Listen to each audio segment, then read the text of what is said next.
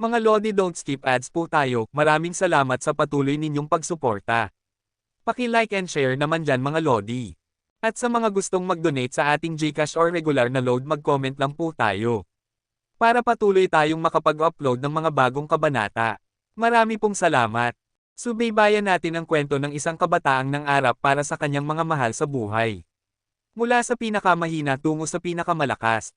Alamin natin ang kwento ng kanyang buhay. Kabanata 1641 hanggang Kabanata 1650. Kabanata 1641. Matapos masipsip ni Bauer ang lahat ng itim at violet na usok, hinawakan niya si Little Flower at itinulak sa dingding sa likuran nila. Ngunit nang mabasag nila ang dingding, may isa pang di nakikitang pader na hamarang sa kanila, at sila'y nabangga pabalik. Gumapang ang mga mata ni Bauer, at sinipa niya ang lupa, lumikha ng isang malaking butas sa sahig. Bigla, nakita nila ang supermarket sa unang palapag. Ngunit hindi sila nahulog sa butas sa sahig dahil parang may di nakikitang screen na pumipigil kina Bauer at Little Flower. May mga taong naglalakad doon sa supermarket at walang nakapansin sa malaking butas sa itaas nila. Naglalakad pa rin sila at namimili ng mga gamit dahil walang nakapansin sa nangyayari. Tulad ng sinabi ko sa iyo, walang silbi yan.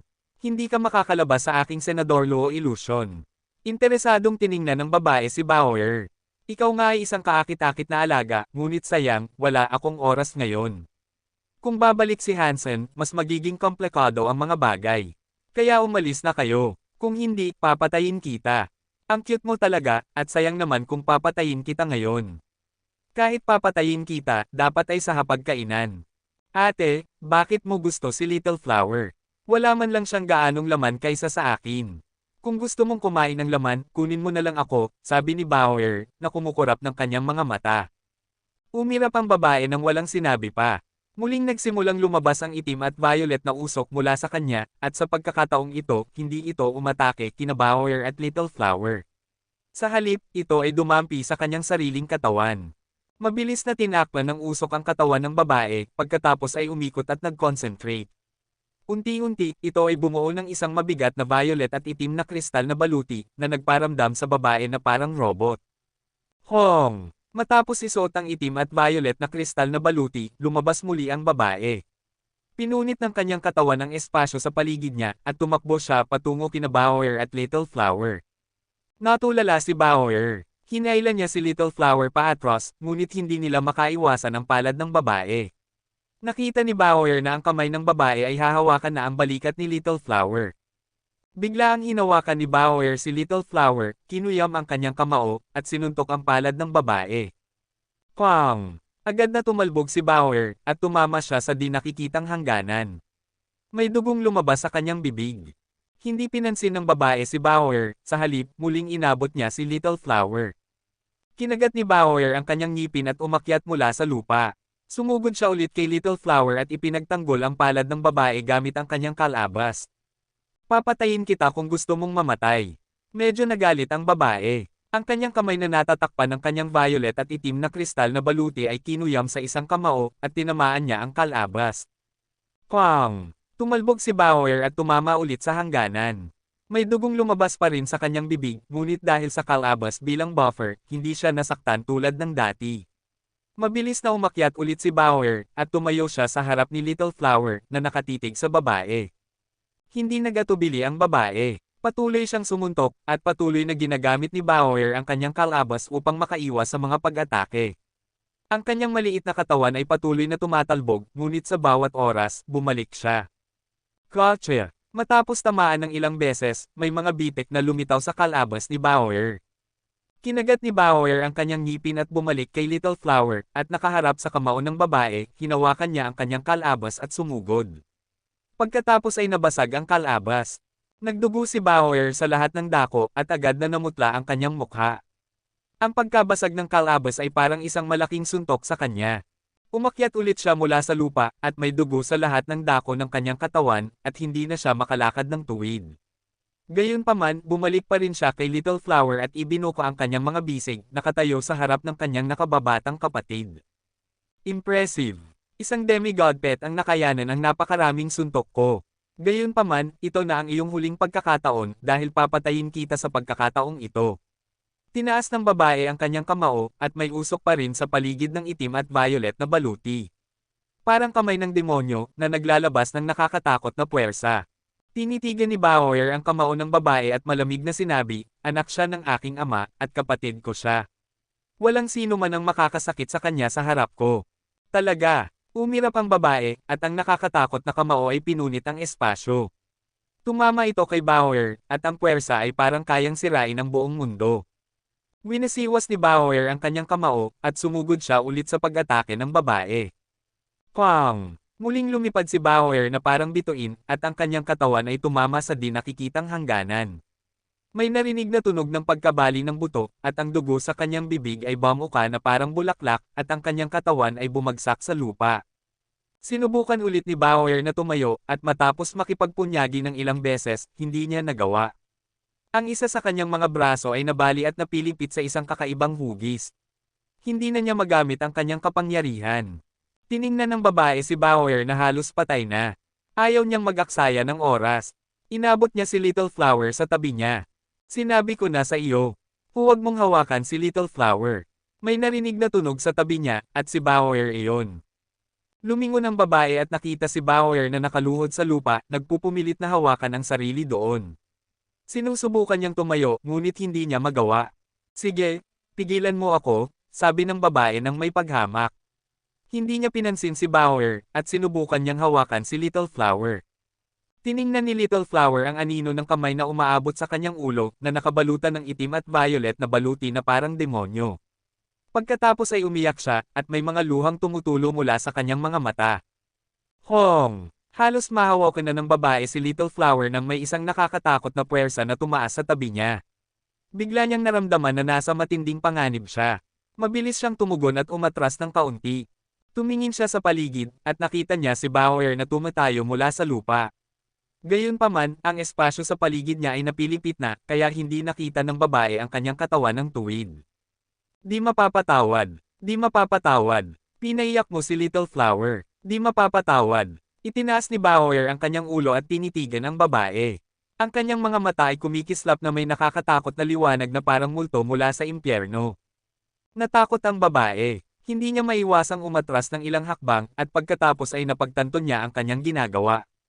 Sinabi niya sa kanyang sarili ng may paghamak, isang demigod level pet lang naman. Natakot pala ako doon. Masyado na akong komportable.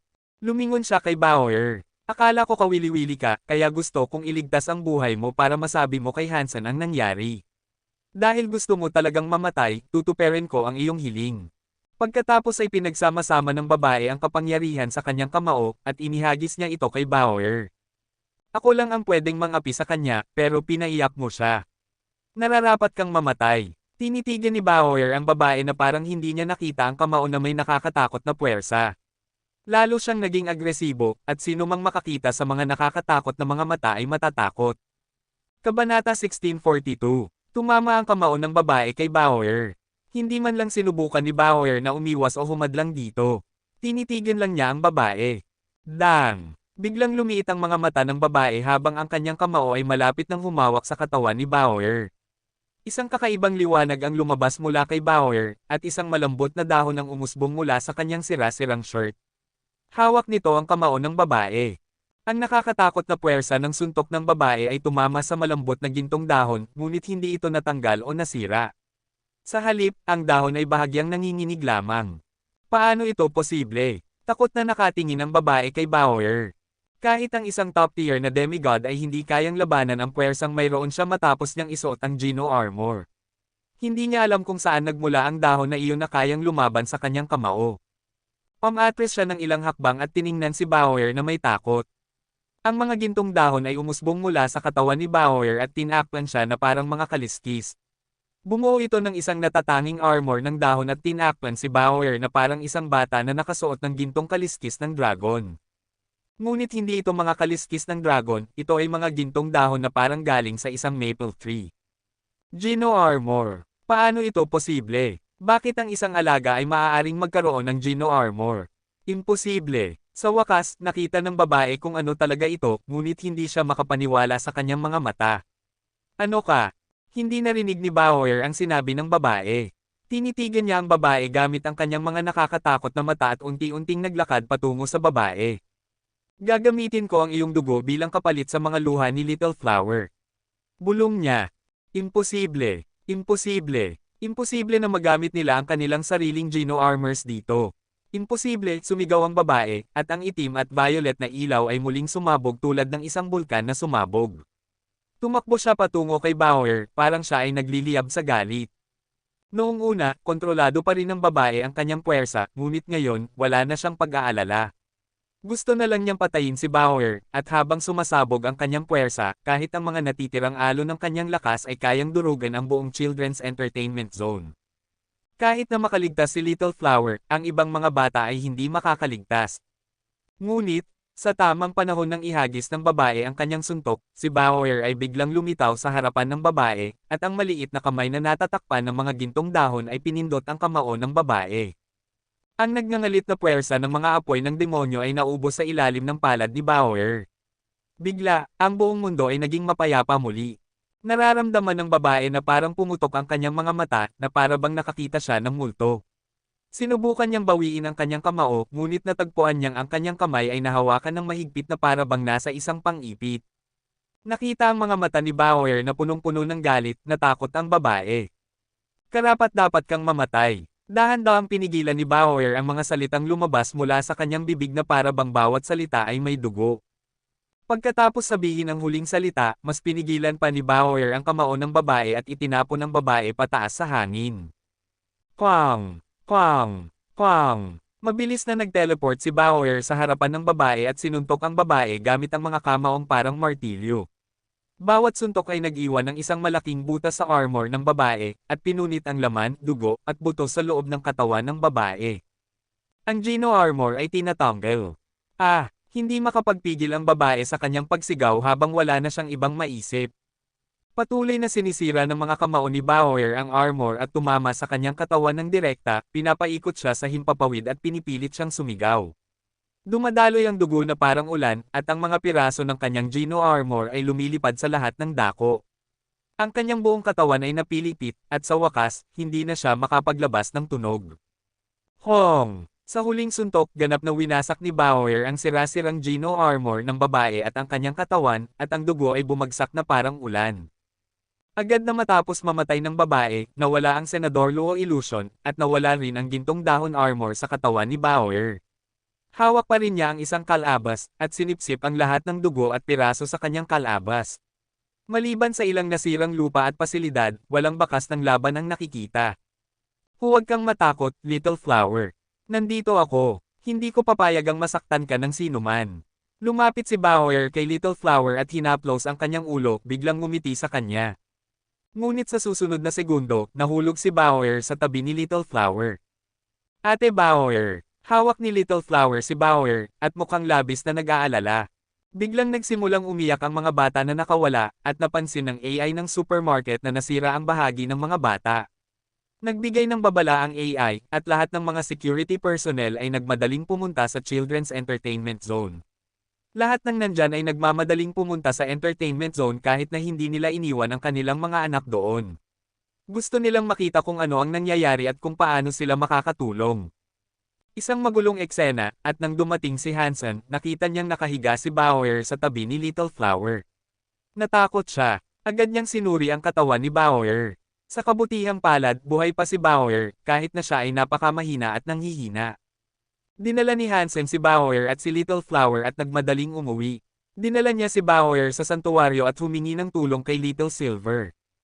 Tanging si Little Silver lamang ang makakapagligtas kay Bauer ngayon. Ginamit ni Little Silver ang kapangyarihan ng pilak na kidlat upang pagalingin si Bauer.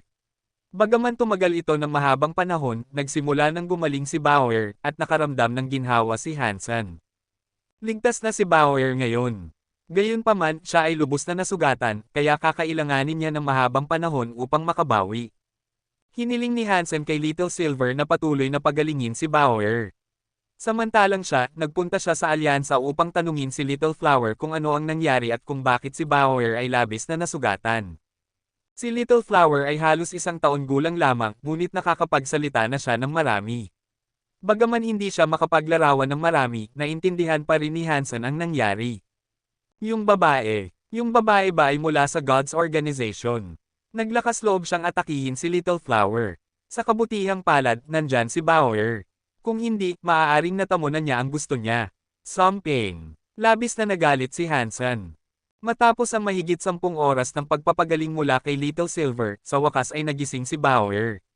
Gayunpaman, ang kanyang katawan ay napakamahina pa, kaya hindi siya makabawi sa maikling panahon. Pagkagising, hinawakan ni Bauer si Hansen at nagtanong, ayos lang ba si Little Flower? Si Little Flower ay ligtas na ligtas, at hindi siya nasugatan. Iningatan mo siya, at ligtas siya dahil sa iyo. Ikaw ay isang mahusay na kapatid, hindi, ikaw ang pinakamahusay na kapatid. Biglang nakaramdam ng lungkot si Hansen. Si Little Flower ay isa sa aking mga laruan. Ako lamang ang pwedeng mang-api sa kanya. Walang sino man ang pwedeng mang-api sa kanya, sabi ni Bauer, na nakakunot ang noo. Kabanata 1643. Nalaman ni Hansen ang lahat ng nangyari mula kay Bauer, at lalo siyang naging sigurado na ang babae ay isang miyembro ng Diyos. Tahimik na nagalit si Hansen sa buong oras. Pagkatapos makinig sa sinabi niya, nagtanong pa siya ng ilang mga katanungan at hindi na nagalit. Wala siyang sinabi pa. Pinayagan niyang magpahinga si Bauer, at nagpunta siya sa Marshall Hall. Napakalakas ng organisasyon ng Diyos, at ang mga pangunahing miyembro nito ay umakyat na sa ikalimang santuwaryo ng Diyos. Malinaw na mayroon silang higit pang mga Gino armor. Alam ni Hansen na kung gusto niyang talagang masugpo ang banta, kailangan niyang umabot sa parehong antas. Lakas, kailangan ko ng higit pang lakas. Tumahak si Hansen patungo sa Marshall Hall, at may purong galit na nag-aalab sa kanyang puso. Matagal na niyang hindi naramdaman ang ganitong pakiramdam ng kawalang kapangyarihan. Hindi man lang niya napansin nang umatake ang organisasyon ng Diyos kay Little Flower at Bauer. Kung hindi dahil kay Bauer, hindi niya maisip kung ano ang mangyayari. Malakas, kailangan kong maging mas malakas. Unti-unting naging Super King Spirit ang katawan ni Hansen. Nang pumasok siya sa Marshall Hall, siya ay ganap na nagbago sa isang Super King Spirit. Ngayon ang araw ng laban niya sa Armored Man. Nagdadalawang isip siya tungkol sa laban na ito. Hindi siya sigurado kung kaya niyang manalo, at ayaw niyang magkasakitan silang dalawa. Ngunit ngayon ay napagtanto ni Hansen na hindi siya maaaring umatras o bumalik sa kung ano siya dati. Kailangan niyang maging mas malakas upang makayanan ang mga hindi alam at makapangyarihang mga kaaway. Ang Divinitized Bout ay puno na ng iba't ibang nilalang. Kahit ang Marshall Halls ng mga pangunahing kanlungan ay puno na sa pinakamataas na kapasidad. Lahat ng nilalang ay gustong malaman kung makikipaglaban ba si Dollar sa Armored Man. Talagang darating siya. Mukhang ayaw ni Dollar na umatras. Walang halaga. Masyado siyang mahina kumpara sa Armored Man. Ang panunood ng ganitong laban ay sulit pa rin. Ang pakikipaglaban kay Dollar ay magpapakita sa Armored Man ng higit pang lakas. Nang makita ang imaheng nagliliyab na puting liwanag na lumilitaw sa larangan ng labanan, nasasabik ang lahat ng nilalang na nanunood. Karamihan sa mga manunood ay hindi nagmamalasakit kung mananalo o matatalo si Dollar. Makakakita sila ng isang kapanapanabak na laban sa kahit anong paraan. Okay lang ba si Dollar? Kahit si Tang Zenlio ay hindi makapigil sa kanyang pag-aalala na masyadong malakas ang Armored Man. Walang nakikita ang mga tao ng pag-asa na matatalo niya ito. Halos nakabawi na si Gu Qingqing mula sa kanyang pinsala. Dumating din siya sa Marshall Hall upang panoorin ang laban na ito, ngunit hindi siya nagsalita. Tinitigan lamang niya si Dollar sa liwanag at anino, at ang Armored Man na bagong pumasok sa larangan ng labanan. Nanunood din si Luo Haitang sa laban na ito, na may napakaseryosong anyo.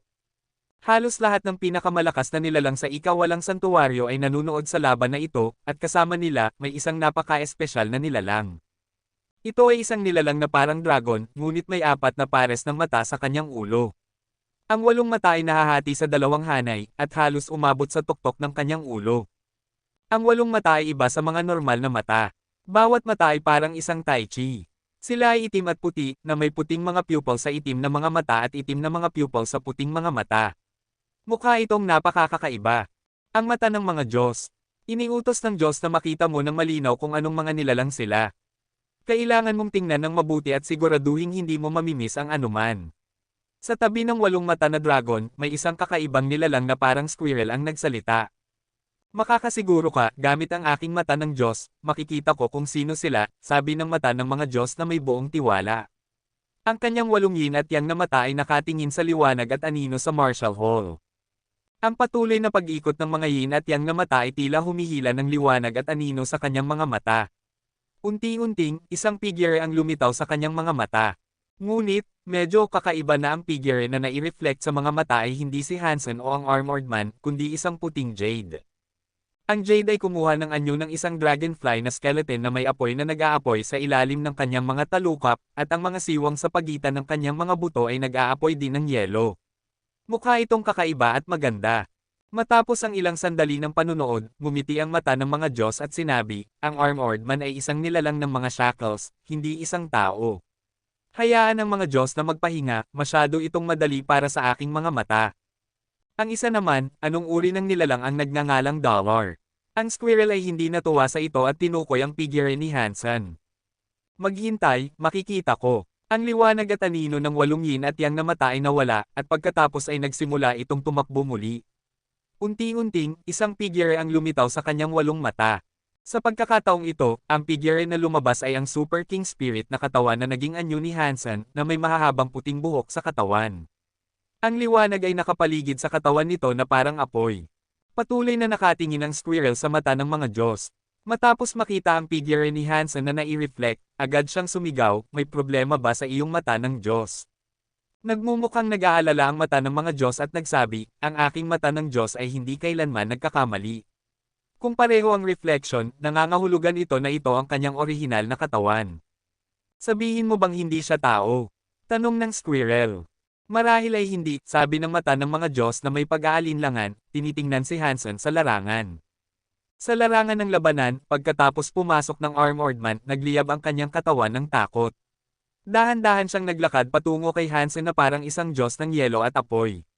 Sa bawat hakbang, lalo pang lumakas ang mga apoy sa kanyang katawan, ngunit hindi sila pumarito kay Hansen. Sa harap niya, ang mga apoy ay bumabalot sa karamihan ng larangan ng laban. Sinusundan ng mga apoy ang Armored Man, at ang buong langit at lupa ay naging apoy sa paligid ni Hansen. Lahat ay humihinga ng mabigat. Ang momentum ay masyadong nakakapangdiri, kaya't hindi sila nakapagsasalita, at ang kanilang mga mata ay nakatuon kay Hansen. Tinawag ni Hansen ang Little Angel upang pagsamahin sa kanyang sarili. Hindi nakita ng mga manunood ang Little Angel, tanging ang banal na liwanag ni Hansen ang makikita, na umaakyat tulad ng isang bulkan, at isang pares ng puting pakpak ang kumalat sa likod ng kanyang likod. Isang aura ang lumitaw sa kanyang ulo at isang transparent na espada sa kanyang kamay, na naglalabas ng pakiramdam ng kadalisayan at ningning sa liwanag. Matapos makipagsama sa Little Angel, sinimulan ni Hansen ang pagtakbo ng Blood Legion technique na nagdulot ng pagbabago muli sa kanyang katawan. Ang dugo ay dumadaloy mula sa kanyang mga daluyan ng dugo, sumasakop sa kanyang mga organo, laman, at buto. Ginawa nitong ganap na naiiba ang kanyang katawan mula sa isang ordinaryong tao, o kahit mula sa isang nilalang. Nararamdaman ng hindi kapani-paniwalang puwersa na nabuo ng kanyang katawan, hindi nag-atubiling tinawag ni Hansen ang kanyang Destiny's Tower kaagad. Gusto niyang manalo sa laban na ito. Sa sandaling lumitaw ang Destiny's Tower, ang mga mata ng Armored Man ay naging mas malamig. Tinitigan nila ang Geno Core sa mga kamay ni Hansen, at ang mga apoy sa katawan ng Armored Man ay naging mas nakakatakot. Para sa mga nilalang na nanonood, kakaiba ang makita si Dollar na nagsummon ng tower-shaped Geno Core sa halip na ang kanyang coin o blow blood na mga Geno Cores. Masyadong matagal nang nawala ang Destiny's Tower, at karamihan sa mga nilalang ay narinig lamang ito. Walang sino man ang nakakita kung ano talaga ang hitsura nito. Imposible ring isipin na hawak ni Hansen ang legendary Destiny's Tower. Kabanata 1644. Tinitigan ng Armored Man ang Destiny Tower, at ang apoy ng kanyang katawan ay sumabog tulad ng isang bulkan, at ang aura na kanyang inilabas ay naging hindi maisip. Sinusubukan ng Armored Man na patayin si Hansen ng direkta. Napakalakas ng kanyang puwersa kapag ganito siya nagtitipon. Mukhang nagtitipon siya ng higit pang lakas kaysa sa ginamit niya upang talunin si Gu Qingcheng. Ang katotohanan na nakapagtipon ng Armored Man ng ganitong nakakatakot na puwersa ay nagpapakita lamang na mas malakas si Hansen kaysa kay Gu Qingcheng, kaya kailangang maging seryoso ng Armored Man. Hansen, magsaya, talunin siya. Ang ganitong puwersa ay kayang pumatay sa isang suntok. Kung magpapatuloy si Hansen sa pakikipaglaban, wala nang pagkakataon para umatras. Boom! Bumangga ang Armored Man kay Hansen, at ang mga apoy ay kasing liwanag ng araw. Ang buong larangan ng labanan ay natakpan ng matinding yelo, at hindi nakakita ng anuman ang mga manunood. Nararamdaman ni Hansen ang hindi kapani-paniwalang puwersa ng papalapit na atake, ngunit hindi siya nagpanik. Inilipat niya ang kanyang kamay at itinaas ang Destiny's Tower. Ang naglalagablab na apoy na napakalakas, ngunit nakakatakot, ay biglang nawala ng walang anuman. Ang biglang paglipat ay nag-iwan sa mga manunood na pansamantalang bulag. Nang makabawi sila sa kanilang paningin at makita ang sitwasyon sa larangan ng laban, lahat sila ay nagulat at napabulalas. Ganap na nawala ang mga apoy sa larangan ng laban. Pareho ang mga apoy at ang Armored Man ay nawala. Tanging ang isang malaking octagonal metal tower ang nakatayo sa larangan ng laban. Walang paraan. Ang Armored Man ay nasupil ng isang metal na tore. Hindi ito ganoon kadali. Sa puwersa ng armor, kahit na ang tore ay isang Super Geno Core na gumagamit ng silang power, sa tingin ko ay mababasag ito sa isang suntok. Hindi ko maisip kung anong uri ng Geno Core ang makakapag-suppress ng ganitong kalakas na puwersa. Maghintay tayo at tingnan kung mababasag ang metal na tore. Lahat ay nakaramdam na hindi kayang ipagtanggol ng isang tore ang Armored Man, kaya naghihintay sila na mabasag ang metal na tore. Walang naniwala na ang Armored Man ay madaling masupal. Sa katunayan, naramdaman ni Hansen ang presyon sa Destiny's Tower, at isang nakakatakot na puwersa ang nakikipaglaban sa puwersa ng Geno Core, na para bang ang tore ay mababasag anumang oras. Hindi ang Destiny's Tower ang sarili ni Hansen na Geno Core. Ayon sa teorya, hindi dapat maapektuhan ng kapangyarihan ni Hansen ang Destiny's Tower. Gayunpaman, matapos patakbuhin ang Blood Legion technique, naramdaman ni Hansen na ang tore ay tumutugon sa kakaibang paraan. Ang lakas ng Geno Core ay naapektuhan ng dugo at laman ni Hansen at ng Blood Legion techniques. Ang sariling puwersa ni Hansen ay sumabog at nagmadali papasok sa Destiny's Tower, na pinatataas ang lakas ng tore ng higit pa. Gayunpaman, ang puwersa ng Armored Man ay unti-unting lumalawak pa rin sa loob ng tore, at hindi pa rin kayang supilin ito ni Hansen sa lahat ng kanyang lakas. Ngayon ay mayroon ng mahigpit na pagpipilian si Hansen. Kailangan niyang supilan ang Armored Man sa loob ng tore. Kung bibitawan niya ito ngayon, masisira ang Destiny's Tower, at siya rin ay masusugatan. Patuloy na pinapatakbo ni Hansen ang Blood Legion techniques, na nag-convert ng kanyang sariling puwersa sa katulad na nakamamatay na puwersa ng Destiny's Tower. Patuloy na lumalaki ang lakas ng Armored Man, at tiyak na mas malakas ito kaysa sa sariling puwersa ni Hansen. Hindi mapigilan ni Hansen ang pagkunot ng kanyang noo. Habang nag-aalangan si Hansen kung paano ito haharapin, automatikong lumipad ang Real Blood Geno Core mula sa dagat ng kaluluwa ni Hansen. Sa pagkakataong ito, hindi ito lumipad patungo sa ibang Geno Core o anuman, kundi nag-integrate sa katawan ni Hansen. Unti-unting nag-merge ang Real Blood sa dugo ni Hansen. Biglang, bumilis ang puwersa ng dugo at nerbiyos ni Hansen. Ang Destiny's Tower ay napuno ng liwanag, na pinipigilan ang puwersa sa loob ng tore. Nakatagpo si Hansen ng kasiyahan. Hindi niya alam na ang Real Blood ay may ganitong kakayahan, ngunit ito ay tila may katwiran. Ang Real Blood Geno Core ay nakondense mula sa mga daluyan ng dugo, at ang pagkakatugma nito sa Blood Legion techniques ay walang duda na pinakamataas. Sa makatwirang maaari nitong palakasin ang Blood Legion techniques. Habang dumadaloy ang dugo ni Hansen, ito ay na-assimilate sa Real Blood. Kasabay nito, ang dugo, nerbiyos, at Blood Legion techniques ni Hansen ay patuloy na naging mas malakas. Ang walang katapusang puwersa ay dumaan sa Destiny's Tower upang supilan ang puwersa sa loob ng tore. Ang dalawang puwersa ay nagtutunggali ng masigla sa loob ng tore, at sa wakas ay nakakuha si Hansen ng kalamangan. Nagsimula ring umunlad ang Real Blood Geno Core sa dugo ni Hansen. Pagkatapos itong mag-merge kay Hansen, ang daloy ng dugo sa kanyang katawan ay nakatulong sa Geno Core na malampasan ang bottleneck nito at maabot ang super level. Ang lahat ay naghihintay para sa sandali kung kailan mababasag ang metal na tore, ngunit lumipas ang oras, at walang nangyari sa tore. Walang mga bitek na lumitaw sa ibabaw nito. Ano, hindi ba kayang basagin ng Armored Man ang tore? Hindi ko alam, mukhang napakatibay ng tore. Ano ang Geno Core na iyon? Paano nito nasusupol ang Armored Man? Kahit na ito ay isang Super Geno Core, hindi ba imposibleng supilan ang Armored Man? Dahan-dahang nagsimula ang mga nilalang na nanunood sa laban na magtalakayan, at walang naniwala na ang isang makapangyarihang nilalang tulad ng Armored Man ay masusupol ng isang tore. Yung tore, mukhang. Tiningnan ng master ng Sacred Shelter ang tore, ngunit puno ng pagkalito ang kanyang mga mata. Maaaring iyon ang Destiny's Tower. Maraming sinaunang nilalang, tulad ng Master ng Sacred, ang nagsimulang manghula. Ang galing ni Hansen. Nasupil niya ang Armored na parang. Ang galing. Hindi napigilan ni Tang Zenlio na sumigaw ng masaya. Bahagyang nagulat si Gu Qingcheng. Bagaman hindi niya inisip na madali lamang matatalo si Hansen, hindi niya inaasahan na mangyayari ang ganito. Hindi man lang siya gumawa ng anuman, at ang tore ay basta na lang nasupil ang Armored Man. Ang Armored Man ay umuungal na galit sa loob ng Destiny's Tower, at ang mga yelo ng apoy ay sumabog tulad ng isang bulkan, sinusubukang basagin ang tore. Gayunpaman, ang liwanag ng dugo na inilabas mula sa metal na tore ay bumuo ng isang pulang singsing. Unti-unti itong nagsimulang kumontrate sa labas ng Armored Man, pinipigilan ang yelo ng apoy. Hindi alintana kung gaano ang sigaw ng Armored Man, patuloy na umikli ang pulang singsing. Pang! Nabasag ang mga apoy sa ilalim ng pulang singsing, at ang pulang singsing ay gumawa ng pisikal na contact sa Armored Man, na patuloy na kumokontrol. Sa nakakagulat na paraan, ang katawan ng Armored Man ay naging mas maliit habang ang pulang singsing ay kumokontrol, at sa wakas ay nawala ito kasama ng pulang singsing. Kasabay nito, sa ikapitong palapag ng Destiny's Tower, lumitaw ang isang batong plataporma. Lumitaw ang figure ng Armored Man sa batong plataporma, ngunit ngayon ay hindi na siya makagalaw, parang isang bilanggo na nakalakip sa batong plataporma. Sa wakas, naramdaman ni Hansen na ang pagtutol sa loob ng tore ay ganap na nawala. Nang siya ay umabot, unti-unting nag-shrink ang Destiny's Tower at lumipad pabalik sa kanyang palad. Tahimik ang larangan ng laban at lahat ng martial halls. Bago ang laban na ito, pinagtatalunan nila ang maraming posibilidad, ngunit walang naniwala na mangyayari ito.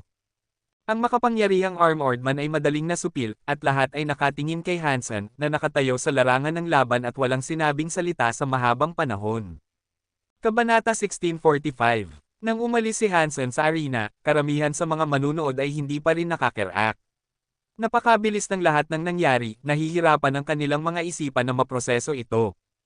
Inaasahan nila ang isang nakakagulat na laban, ngunit hindi ganito. At ito ay natapos ng biglaan.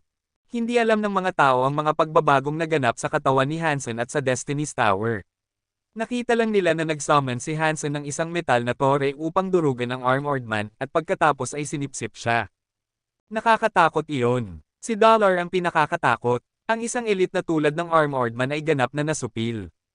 Sino ang nagsabi na hindi kayang talunin ng mga Geno Cores ang lakas? Hindi mahalaga kung gaano kakalakas, maaari kang masipsip. Masyadong malakas si Dollar. Walang makakatalo sa kanya. Ano ang Tower Geno Core na iyon? Napaklakas nito. Matagal na natapos ang laban sa puntong ito, ngunit patuloy pa ring pinag-uusapan ng lahat ang laban ni Dollar at Armored Man. Ang Tower Geno Core ay naging sentro ng maraming talakayan. Maraming mga super elite ang nag-isip na ang tore ay ang Destiny's Tower, ngunit ayon sa alamat, dapat sana ay sumama ito sa kanyang master sa pag-akyat sa ikalimang santuwaryo. Gayunpaman, hindi nagmamalasakit ang mga tao kung saan nagmula ang tore. Ang lahat ay nag-aalala lamang sa laban ni Dollar at Armored Man. Ito ay humantong sa pagiging titulong pinakamalakas na tao na nabuhay kailanman. Ngunit wala namang oras si Hansen upang pag-isipan ang mga bagay na ito. Nakatayo siya sa loob ng Destiny's Tower at tinitingnan ang Armored Man na nakakulong ngayon sa isa sa mga pedestal. Sumigaw sa kanya ang Armored Man, ngunit gaano man siya magsikap, hindi siya makatakas sa Space Shield. Ang pagsipol at pagmumura lamang ang nagagawa niya. Papatayin kita. Paulit-ulit na sinabi ng Armored Man iyon ng ilang beses. Sagutin mo ang aking mga tanong at maaaring palayain kita. Tiningnan siya ni Hansen, at pagkatapos ay nagtanong, sino ka? Ano ang iyong kaugnayan sa master ng Destiny's Tower? Binaliwala lang ni Armored Man si Hansen. Patuloy siyang nag-uulit ng parehong ilang salita ng paulit-ulit na para bang siya ay isang baliw. Nagtanong pa si Hansen ng ilang mga tanong, ngunit walang pagbabago sa tugon. Kaya nagpa siya si Hansen na hayaan na lang siya hanggang sa kumalma siya. Maaari siyang bumalik upang tanungin siya ng mga katanungan sa ibang pagkakataon. Napaka-curious ni Hansen tungkol sa Armored Man at sa Headless Rockman sa tore. Dahil nawala si Armored Man matapos ang kanyang laban kay Hansen at hindi natapos ang iba pang mga laban, naniniwala ang mga tao na siya ay napatay. Lalo silang natakot kay Dollar. Kaya, walang naglakas loob na lumaban kay Hansen sa susunod na ilang laban. Natatakot sila sa kanyang tore. Kahit ang mga espiritu na kayang muling mabuhay ay ayaw mag-risk. Okay lang na mamatay, ngunit ang makita ang kanilang mga sarili na nakakulong sa loob ng tore ang pinakakatakot na sitwasyon na maiisip nila. Matapos umakyat sa top 10 Son of God, natapos si Dollar sa unang pwesto. Bukod dito, ito ang kauna-unahang pagkakataon na nakamit ni Hansen ang unang pwesto sa isang Divinitized bout. Sumali na siya sa ilang Divinitized bouts dati, ngunit dahil sa iba't ibang dahilan, hindi niya kailanman maabot ang unang pwesto. Lahat ay sumang-ayon na si Dollar ang pinakamalakas na nilalang na nabuhay sa ikaapat na santuwaryo ng Diyos. Nang matapos ni Hansen ang Divinitized bout, pumasok siya sa Marshall Hall upang tanggapin ang kanyang gantimpala. Ang ika-10 Son of God ay may isang randomized chance na makakuha ng isang random na item. Maaaring ito ay isang Beast Soul, isang Geno Weapon, o isang Geno Core. Ang kanilang natanggap ay nakasalalay lamang sa swerte. Interesado si Hansen kung anong iba pang mga gantimpala ang maaari niyang makuha. Interesado siya sa God's Baptism. Inilagay ni Hansen ang kanyang kamay sa tablet ng Marshall Hall. Nagsimulang magliwanag ito, at pagkatapos ay nagpakita ang isang item. Pagkatapos ay nagsimula itong mag-flash sa iba't ibang mga item na nagdulot ng pagkahilo ng mga mata ni Hansen. Anong gantimpala ang dapat kong tanggapin? Gusto ni Hansen na manghiram ng swerte mula sa Diyos, ngunit wala siyang nakitang talagang gusto niya. Sa ikaapat na santuwaryo ng Diyos, halos hindi siya matatalo. Walang saysay na kumuha ng Super Beast Soul, dahil ang magagawa lang niya ay ibenta ito o ibigay sa isang kaibigan. Pareho rin ang nalalapat sa mga Geno Cores at Geno Armors. Ang gusto ni Hansen ay umakyat sa ikalimang santuwaryo at tingnan kung makakabalik siya sa alyansa. Natanggap ang isang Pet Beast Soul Geno Core. Nang tumigil ang liwanag, nanigas si Hansen. Pet Beast Soul Geno Core. Ano iyon? Nagulat si Hansen, nakikita ang kanyang gantimpala. Ang mga Beast Soul ay mga Beast Soul, at ang mga Geno Cores ay mga Geno Cores. Ang isang Pet Beast Soul ay isang Pet Beast Soul, ayon sa loika na ito. Sa tablet, nakita na ngayon ni Hansen ang isang nagliliwanag na orb. Ito ay naging isang nagniningning na liwanag na pumasok sa dagat ng kaluluwa ni Hansen. Nakita ito ni Little Angel at lumipad patungo dito. Hinawakan niya ang orb at nilamon ito. Ang banal na liwanag ni Little Angel ay nagsimulang mag-alangan, ngunit pagkatapos ng ilang sandali, ito ay kumalma. At nang magawa ito, iba na ang hitsura ni Little Angel.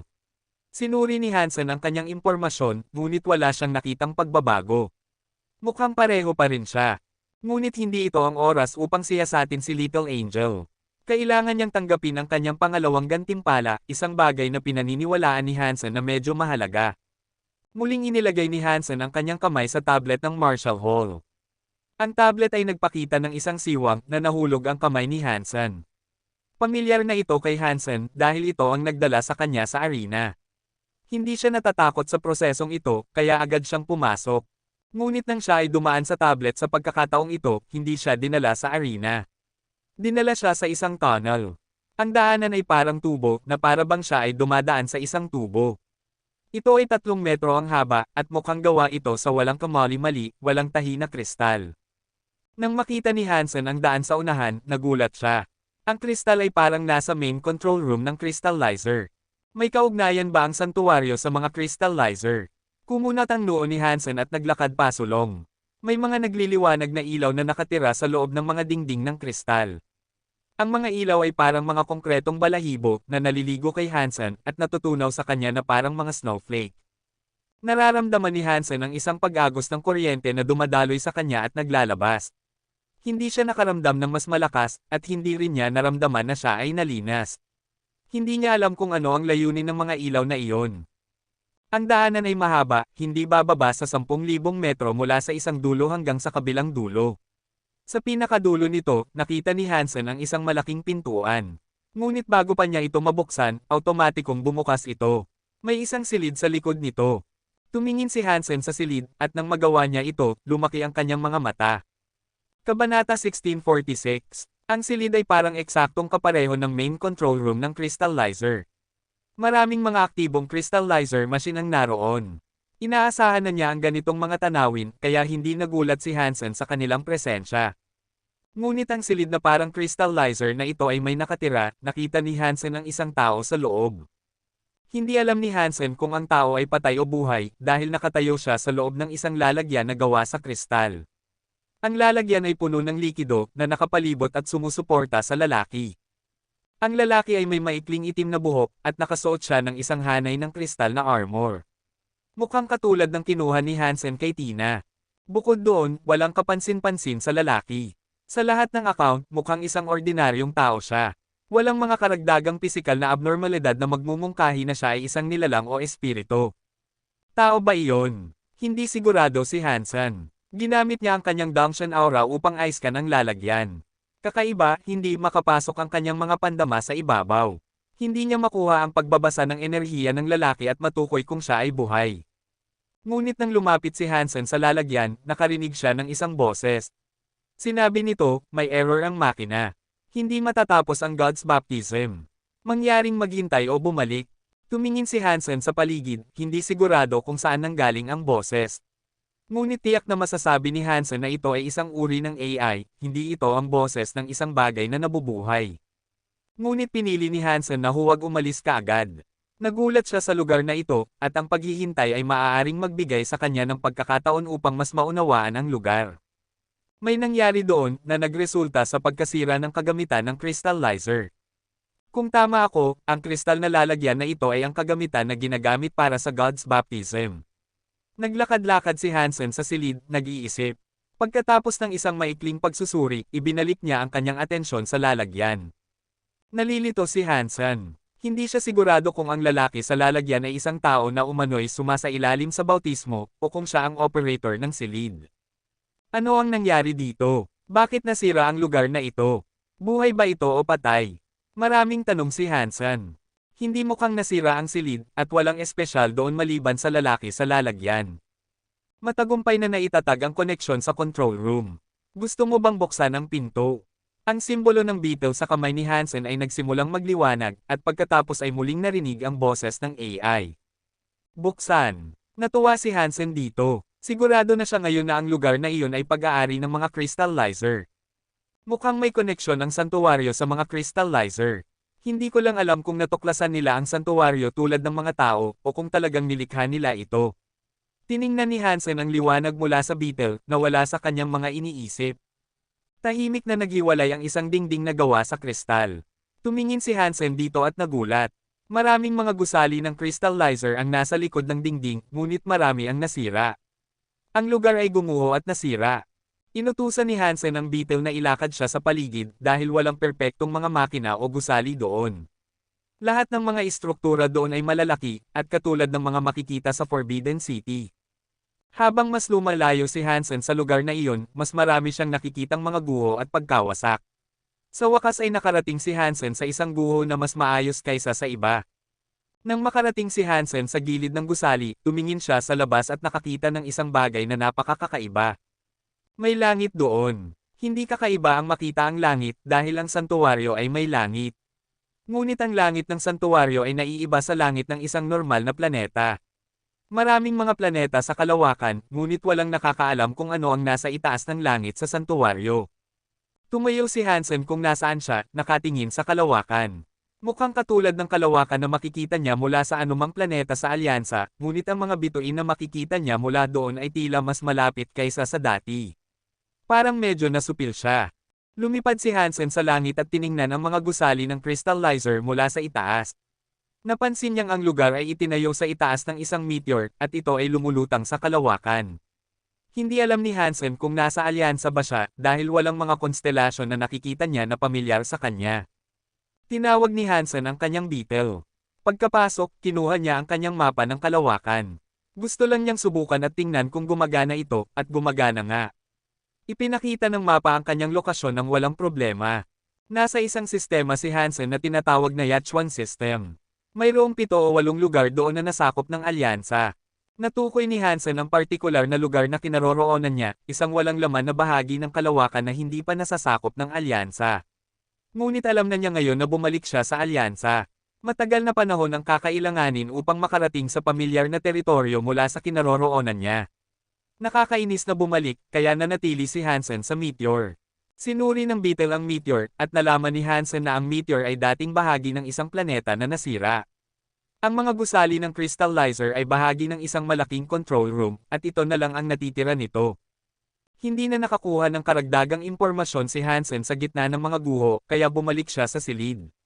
Sinuri niya ang lalaki sa lalagyan. Ang armor na suot ng lalaki ay isang Geno armor, at nangangahulugan iyon na hindi siya nasa top 10 Son of God. Hindi siya pumunta doon para sa isang bautismo.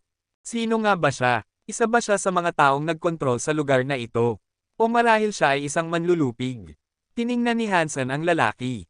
Hindi alam ni Hansen kung siya ay nabubuhay o hindi, kaya hindi niya lakas loob na buksan ang lalagyan. Upang magkaroon ng Geno Armor, kailangan kang maging napakalakas. Hindi kumpiyansa si Hansen. Hindi siya nasa ikalimang santuwaryo, at hindi niya magagamit ang kanyang sariling Geno Armor.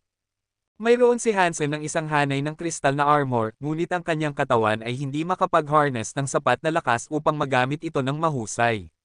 Habang iniisip ni Hansen kung ano ang gagawin, narinig niya ang tunog ng katsa. May nabasag, at pagkatapos ay nakita niyang bumukas ang kristal na lalagyan. Ang kristal na lalagyan, na kasing taas ng isang puno, ay nagsimulang bumukas mula sa itaas. Nang bumukas ang lalagyan, hindi tumalsik ang likido tulad ng inaasahan ni Hansen. Sa halip, lumulutang ito sa hangin, na natili sa loob ng bukas na lalagyan. Tiningnan ni Hansen ang lalaki ng may pag-iingat.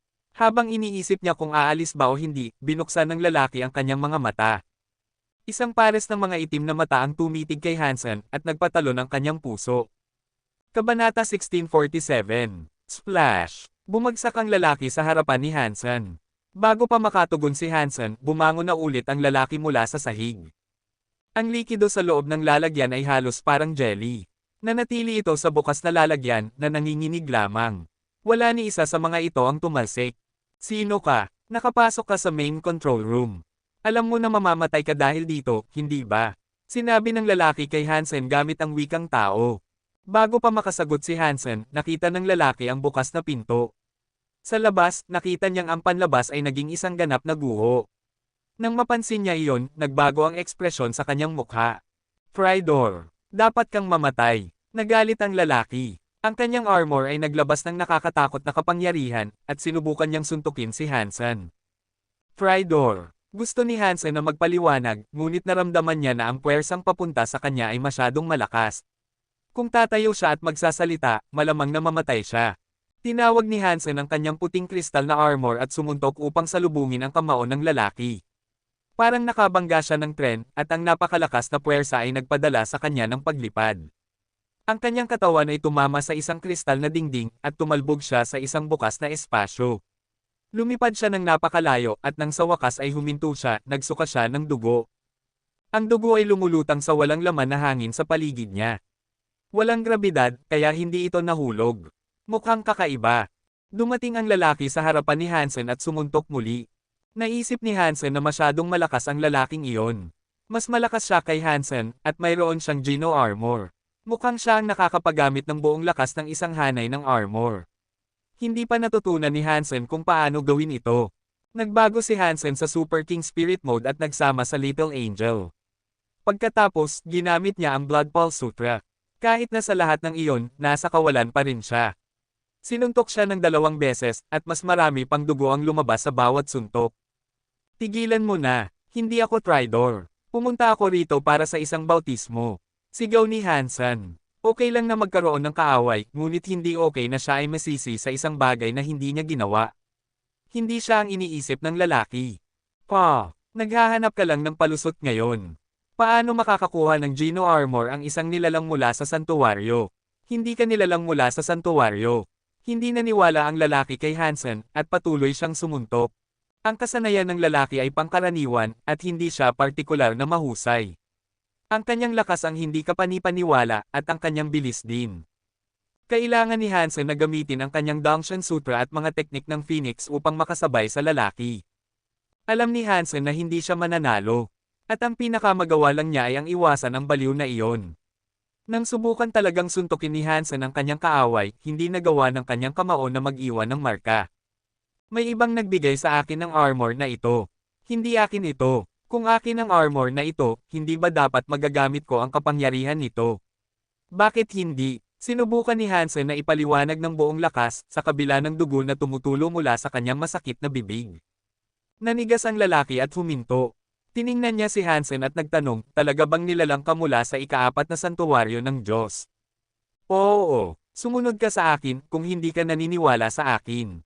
Nanalo ako ng unang pwesto sa Divinity's Bout. Ginamit ko ang daanan na bumukas para sa akin upang makarating dito. Habang nagsasalita si Hansen, pinunasan niya ang dugo. Narinig ng lalaki ang sinabi sa kanya, ngunit hindi na niya pinansin si Hansen pagkatapos noon. Nagmamadali siyang bumalik sa isang silid sa gitna ng mga guho at bumalik pagkatapos ng ilang sandali. Pasensya na, talagang ang naging unang son of God ka. Mali ako. Hinimas ng lalaki ang kanyang ilong at nakaramdam ng panghihinayang sa kanyang ginawa. Ano ba ang nangyayari? Tanong ni Hansen sa lalaki. Kumunat ang noo ng lalaki. Hindi ko rin alam. Ako ang namamahala, nagbabantay sa C3 control room. Habang nagbababad ako sa genofluid, nanginginig ang control room. May puwersang pumasok sa akin, at malamang na nawalan ako ng malay. Nang magising ako, nakita kita. Ang lugar ay ganito. Ano ang iyong pagkakakilanlan? Napansin ni Hansen na hindi pa ganap nagising ang lalaki, ngunit gusto pa rin niyang tanungin ang lalaki ng mga katanungan. Patuloy pa rin siyang naghihinala kay Hansen, ngunit nakinig siya.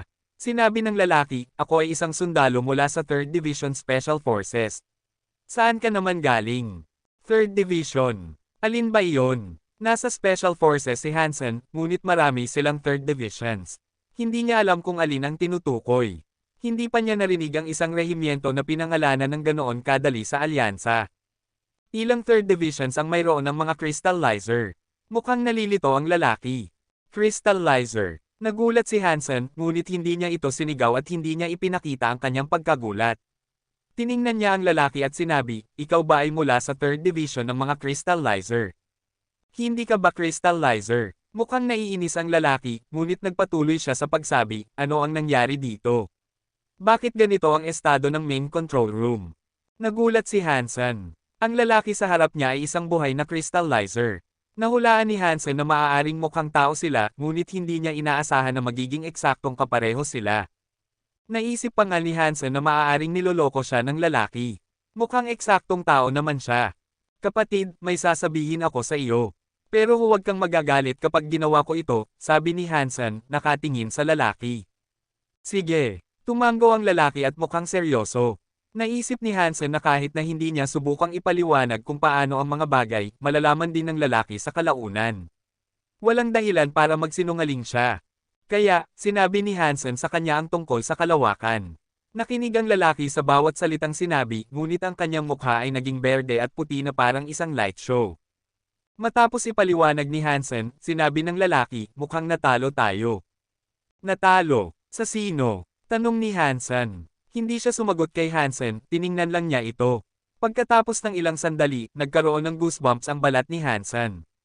Guwapo naman ako, pero hindi mo dapat ako titingnan ng ganyan, naisip ni Hansen. Maaari mo ba akong tulungan sa isang bagay? Tanong ng lalaki. Depende, pero kung kaya kong tulungan ka, tutulungan kita, sabi ni Hansen. Kung maaari mo ba akong isama sa iyo? Gusto kong makipag-ugnayan sa modernong lipunan. Nang tanungin ito ng lalaki, mukhang nahihiya siya. Kabanata 1648. Halos masamid si Hansen. Naisip niyang may mali sa kanyang mga tainga. Ang lalaki ay parang isang batang nagtapos lang sa paaralan. Siya ay isang crystallizer na may geno armor, at naisip ni Hansen na kakaiba na ang lalaki ay humihingi ng isang simpleng bagay. Huwag kang mag-alala, hindi ako titira ng libre. Kapag nasanay na ako sa mga bagay, babayaran kita, sabi ng lalaki. Narinig siya ni Hansen at umubo. Pagkatapos ay sinabi niya, kapatid, hindi iyan ang problema. Maaari kang manatili sa amin hanggat gusto mo, marami akong pera, kaya okay lang iyon. Pero may tanong ako, malayo ang lugar na ito sa alyansa, at walang madaling paraan pa uwi. Maaari ka bang dumaan sa santuwaryo at bumalik sa akin sa ganoong paraan? Umiling ang lalaki. Hindi ako makakapunta doon. Pero maaari mong sabihin sa akin kung saan ako pupunta. Kung gagawin mo iyon, makakalipad ako doon gamit ang aking geno armor. Okay, pero baka magkaroon ka ng problema. Nag-aalala ang tono ni Hansen. Siya ay isang elite na makakapatay ng mga planeta. Hindi siya papatayin ng mga walang laman na lugar, ngunit kung nagsimula siyang makipaglaban sa alyansa, sino ang nakakaalam kung anong kakilakilabot na mga bagay ang maaaring mangyari sa resulta. Ngumiti ang lalaki at sinabi, huwag kang mag-alala, ako ay isang sundalo. Mayroon akong mga prinsipyo, at dahil medyo malapit ang mga tao sa mga crystallizer, hindi ko iisipin na saktan kayo. Hindi yan ang ibig kong sabihin. Ibig kong sabihin, bakit hindi ka maghintay dito para makakuha ako ng pagkakakilanlan para sa iyo? Maaari rin akong pumunta at sunduin ka. Ano sa tingin mo? Sabi ni Hansen sa kanya. Okay. Tumango ang lalaki, at mukhang masaya siya. Ano ang pangalan mo? Tanong ni Hansen. Ang pangalan ko ay Stay Up Late, natural na sabi ng lalaki. Stay up late, medyo nalilito si Hansen dito. Hindi niya masabi kung nagbibiro ba ang lalaki o hindi. Okay pa rin ang ugali ni Stay Up Late, kaya nais ni Hansen na magtanong pa sa kanya. Tinanong niya, nilikha ba ng mga crystallizer ang santuwaryo? At ano ang layunin nito? Umiling si Stay Up Late. Half and half. Ang santuwaryo ay umiiral na. Ginamit lang namin ito. Ito ay dapat na isang lugar na maaari naming puntahan, ngunit ngayon ito ang aming huling pag-asa. Ano ang ibig sabihin niyan? Tanong ni Hansen, hindi nauunawaan. Sinabi ni Stay Up Late, ang kalawakan ay mas komplikado kaysa sa iniisip mo. Ang kalawakan ay bahagi ng santuwaryo, kaya nasa loob pa rin tayo nito. Kung lalabas ka sa aktwal na santuwaryo, tumigil sa pagsasalita ang lalaki, at ang pang-aasar na ito ay nagpatalo ng puso ni Hansen sa kanyang dibdib. Tinanong niya, ano ang mangyayari? Makikita mo ang resulta. Tingnan mo kung ano ang nangyari sa amin, ang mga crystallizer. Malungkot ang itsura ni Stay Up Late. Napawi ang mukha ni Hansen. Ibig mong sabihin, mayroon pang mas malalakas na lahi na umiiral. Isang bagay na lampas sa kakayahan ng mga crystallizer. May mapait na ngiti si Stay Up Late, at sinabi niya, naisip mo ba kung bakit tinatawag na santuwaryo ang santuwaryo? Namutla ang mukha ni Hansen. May nagsaliksik na ng tanong na ito dati, ngunit hindi tiyak ang sagot. Maaaring anumang bagay iyon. Ang teorya na pinakasang-ayon ay nagsasabi na ang santuwaryo ay nagsisilbing pagpigil sa pinakamalakas na nilalang, at sa paggawa nito, tinitiyak ang kaligtasan ng kalawakan.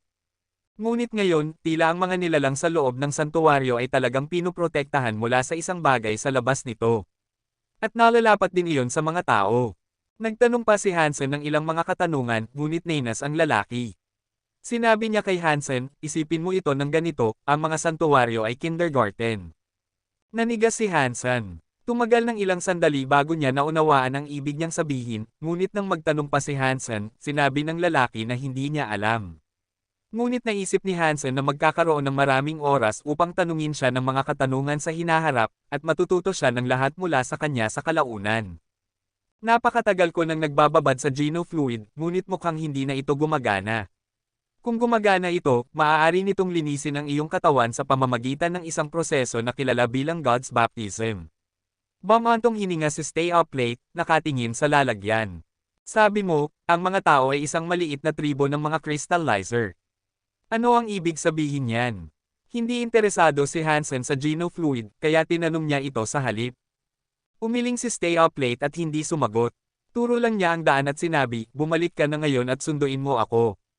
Alam ni Hansen na hindi niya makukuha ang mga sagot na gusto niya ngayon, kaya ginawa niya ang sinabi ng lalaki at bumalik sa Marshall Hall. Pagkabalik, wala ng oras si Hansen para gawin ang ibang bagay. Bumili siya ng Peking Alliance citizenship at bumili ng bahay sa ibang planeta para sa lalaki. Hindi niya lakas loob na panatilihin si Stay Up Late malapit sa kanya dahil alam ni Hansen na hindi niya matatalo ang lalaki hanggang sa makarating siya sa ikalimang santuwaryo. Ang pag-iisip na panatilihin siya sa bahay ni Hansen ay parang pagtulog na may isang ticking time bomb sa kanyang tabi. Hindi naisip ni Hansen na masamang tao si Stay Up Late, ngunit alam niyang dapat siyang mag-ingat. Hindi siya bumili ng bahay sa kanyang sariling planeta para sa lalaki. Nang maayos na ang lahat, nilipad ni Hansen ang Beetle upang sunduin siya. Ang Beetle ay may built-in na mapa na maganda dahil maaaring hindi niya makita ang lalaki kung kailangan niyang umasa sa mga kakayahan sa pag-navigate ng isang barko ng alyansa. Nilipad ni Hansen ang Beetle papunta kay Stay Up Late, sinundo siya, at bumalik sa tinitirhan ng alyansa. Inilagay ni Hansen ang lalaki sa kanyang bagong bahay at nanatili kasama niya ng ilang araw upang tulungan siyang makapag-ayos at ipakita sa kanya kung paano mamuhay ng isang ordinaryong buhay. Nang makahanap si Hansen ng dahilan upang umalis sa planeta at bumalik sa Han Manor, naroon si Stay Up Late na naghihintay sa kanya. Bakit ka nandito? Malamig siyang tiningnan ni Hansen. Huwag kang mag-alala, hindi ako kaaway. Kung gusto kong pumatay, walang tao sa mundo ang makakapigil sa akin, tama ba? Ngumiti si Stay Up Late. Ano ang ibig sabihin niyan? Tanong ni Hansen, inilabas ang kanyang kamay. Ang aking misyon ay protektahan ang main control room at ang unang Son of God. Kailangan kitang obserbahan, kaya payagan mo akong manirahan kasama mo, sabi ni Stay Up Late. Bakit mo kailangang bantayan ako? Tanong ni Hansen. Naghahanap ako ng qualifier, sagot ni Stay Up Late. Anong qualifier? Tumalo ng puso ni Hansen. Ang diary na natagpuan niya ay nagbanggit ng isang bagay na katulad nito. Ang diary ay dapat na isinulat ng isang crystallizer na naghahanap din ng qualifier. Mukhang ang qualifier na ito ay isang mahalagang bagay para sa mga crystallizer. Ibig sabihin nito, walang pakialam na sabi ni Stay Up Late. Wala namang magagawa si Hansen. Hindi niya matatalo ang lalaki, kaya wala siyang ibang pagpipilian kundi dalhin ang lalaki pa uwi sa kanya. Kabanata 1649. Dahil kay Stay Up Late, hindi na makalabas si Hansen. Natatakot siyang baka saktan nito ang pamilya niya. Buti na lang, hindi naman kailangang bumalik ni Hansen sa santuwaryo dahil puno na ang kanyang Geno points. Pwede na siyang mag-ensayo ng Hyper Geno art sa bahay. Wala namang ginawang masama si Stay Up Late. Habang nakatira sa bahay ni Hansen, tumulong pa nga ito sa mga gawaing bahay. Hindi nagtagal, nasanay na ang lalaki sa pamumuhay ng mga tao. Nakahanap pa nga siya ng trabaho sa isang mamahaling hotel bilang waiter. Hindi dapat maliitin ang pagiging waiter, lalo na noong panahon na iyon. Luho ang mga waiter, at malaki ang sweldo nila. Pero gusto pa rin ni Stay Up Late na tumira kasama si Hansen, kaya laging naiilang si Hansen. Hansen, may lugar ba kung saan pwede kong subukan ang lakas ko nang hindi nag-iiwan ng bakas? Biglang tanong ni Stay Up Late. Kung gusto mong mag-ensayo, may lugar akong alam. Pribado yon, at hindi na-record ang mga resulta. Hindi makikita ng alyansa. Wala ring makakakita sa score mo. Curious din si Hansen sa lakas ng lalaki. Kung hindi ka masyadong abala, dalhin mo ako roon, sabi ni Stay Up Late. Sige, pumayag si Hansen. Sumakay sila sa isang sasakyan papunta sa training room ni Fang Jingqi. Maraming negosyo ang Fang family, pero wala si Fang Jingqi ngayon. Nasa training room naman si Fang Zuoxi, kaya hindi na nahirapan si Hansen. Dinala sila ni Fang Zuoxi sa isang saradong testing area. Pinatay nila ang mga recording device. Kapatid Senador, aalis na ako. Tawagan mo ako sa to kung may kailangan ka. Binigay ni Fang Zuoxi kay Hansen ang isang communication device. Sige. Pero may oras ka ba mamaya? Tawagan natin si Danfeng, kumain tayo. Matagal na tayong hindi nagkakasama, sabi ni Hansen. Sige, tatawagan ko si kapatid Fang. Aalis tayo pagkatapos mong matapos, nakangiting sabi ni Fang Zuoxi. Pagkaalis nito, tinuro ni Hansen ang mga makina at ipinaliwanag ang gamit. Professional at pinakabagong teknolohiya ang mga ito. Kaya nilang masukat ang napakalakas na puwersa, hanggang sa 100,000. Pero alam ni Hansen na walang silbi ang strength test. Sinuntok ni Stay Up Late ang power tester. Agad namang umabot sa maximum ang makina. Ganoon din ang resulta sa ibang tests. Karamihan ay umabot sa maximum, kaya hindi na malaman ni Hansen kung gaano talaga kalakas ang lalaki. Pero dahil sa Geno armor nito, kung wala yon, medyo malakas lang ito kaysa sa isang top-tier demigod. Pero pag nakasuot ng Geno armor, talagang baliw na ang lakas nito. Dahil nandito ka na, bakit hindi mo subukan? Tanong ni Stay Up Late kay Hansen nang matapos ang mga tests nito. Sige, alam ni Hansen na gusto ni Stay Up Late na makita ang resulta. At hindi naman itinatago ni Hansen ang kanyang kakayahan. Gusto rin naman niyang malaman kung gaano siya kalakas. Lumapit si Hansen sa power tester. Tinipon niya ang kanyang lakas at sinuntok ito ng malakas. Tiningnan ni Stay Up Late ang data ni Hansen. Hindi nagbago ang ekspresyon nito, pero nagulat ito sa loob. Ang katawan na may ganitong statistics, pwede nang maging sundalo. At pantay-pantay ang lahat ng data. Bihira lang ang ganito kabalance na fitness. Talagang qualified siya. Kung makakakuha siya ng Geno armor, pwede na siyang lumabas. Napaisip si Stay Up Late nang makita ang statistics ni Hansen. Pinanood ni Stay Up Late na matapos ni Hansen ang mga tests. Kumikinang ang mga mata nito. Pagkatapos ng test, nagkita-kita sina Hansen, Fang Zuoxi, at Zhang Danfeng. Umuwi naman si Stay Up Late. Hindi na ito sumunod. Nang bumalik si Hansen sa santuwaryo, 1 buwan na ang nakalipas. Naging super class na ang Crystal Core, Real Blood, at Coin. Pero hindi pa umaabot sa super class ang Bulwark Umbrella. Naisip ni Hansen na pwede siyang mag-accept ng challenges sa ika-4 na santuwaryo ng Diyos para ma-level up ang Umbrella at ang Dangshan Sutra, pero naunang humingi ng tulong si Dragon Lady. Kaya pumunta siya. Dinala ni Dragon Lady si Hansen sa Starcloud Field. Malayo iyon sa shelter ni Hansen. Walang makapangyarihang nilalang o espiritu doon. Nandoon si Hansen dahil gusto ni Dragon Lady na maging Emperor class na. Ang kulang na lang ay isang sangkap para ma-level up. Naisip ni Dragon Lady na pwede niyang tawagin ang sangkap pero hindi niya alam kung magtatagumpay siya.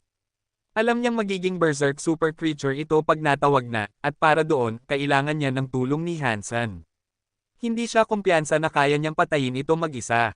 Para hindi makasira ang nilalang sa shelter, nagpunta sila sa Starcloud Field. Wala masyadong tao doon. Handa ka na ba? Tatawagin ko na siya. Tanong ni Dragon Lady kay Hansen.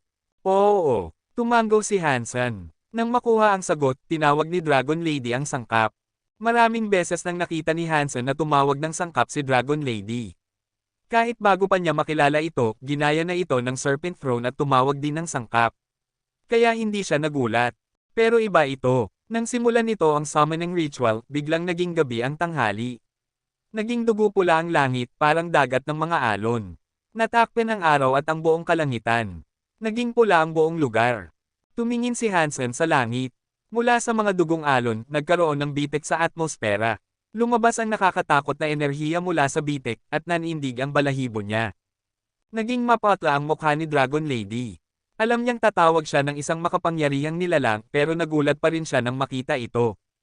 Isang dugo pulang kuko ang lumabas sa bitek, at pagkatapos, ang natitirang bahagi ng pulang katawan. Nang lumabas ito ng buo, umungal ito sa langit. Roar! Nagulat sina Hansen at Dragon Lady nang makita ito. Iba ito sa inaasahan nila. Ang nilalang ay parang lobo, at hindi naman masyadong malaki, parang ordinaryong aso lang. Pero sobrang pula nito, sobrang pula, parang pininturahan. Pagkatapos umungal ang Blood Dog, tumalon ito patungo kay Dragon Lady. Siya ang tumawag sa halimaw, kaya syempre, siya ang unang target nito. Ang Blood Dog ang sangkap ni Dragon Lady, at kaya, si Dragon Lady ang sangkap nito. Mukhang galit na galit at gustong pumatay ang Blood Dog. Parang pulang sinag ng liwanag nang tumalon ito kay Dragon Lady. Tumawag si Dragon Lady, itinaas ang kanyang tinidor, at itinutok ito sa kaaway. Nagkaroon din ito ng liwanag, at tumagos ito sa katawan ng aso. Pagkatapos, itinaas nito ang katawan ng aso sa hangin. Kabanata 1650. Sa isang kisap mata, biglang naghiwa-hiwalay ang katawan ng Blood Dog at naging maliliit na blood bats. Lumipad ang mga ito patungo kay Dragon Lady.